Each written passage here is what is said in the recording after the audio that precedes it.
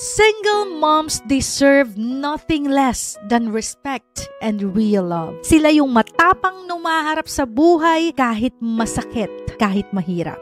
Hindi madali maging magulang lalo na kung mag-isa ka lang. Pero araw-araw, pinipili pa rin nilang bumangon, magtrabaho at ngumiti kahit pagod na at kahit may lungkot na tinatago. Saludo ako sa mga taong hindi takbuhin sa responsibilidad. Yung kahit na mahirap, hinaharap ng buong tapang ang lahat. Isa yang patunay sa sakripisyo at ng pagmamahal na walang kondisyon. Ito yung mga klase ng tao na deserve ng second chances in love, and I really hope and pray that soon enough, someone will truly love them at tatanggapin sila ng buong buo at hindi na iiwan pa. As I always say, malaki ang respeto ko sa mga single moms or sa mga single dads kasi hindi mo talaga madaling magpalaki ng anak mag-isa. Why? Kasi of course, it's another responsibility. Ikaw nga, yung sarili mo ang hirap na i-handle. Paano kapag meron ka pang anak? Pangalawa, yung point na iniwan ka or mag-isa mo siyang tinataguyod habang nakikita mo yung iba kompleto. Di ba napakahirap at napakasakit sa pakiramdam nun? Yung may katuwang ka dapat pero kailangan mo siyang gawin mag-isa. Napakahirap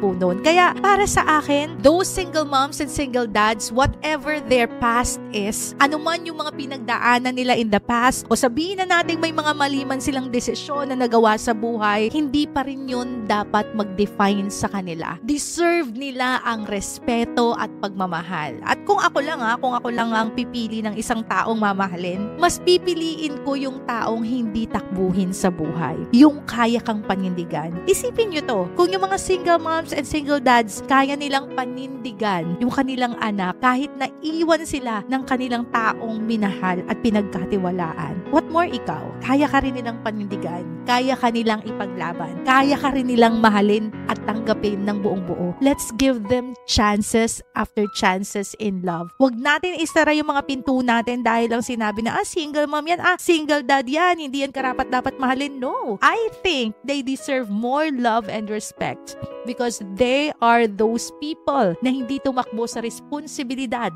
at hinarap ang lahat at pinanindigan.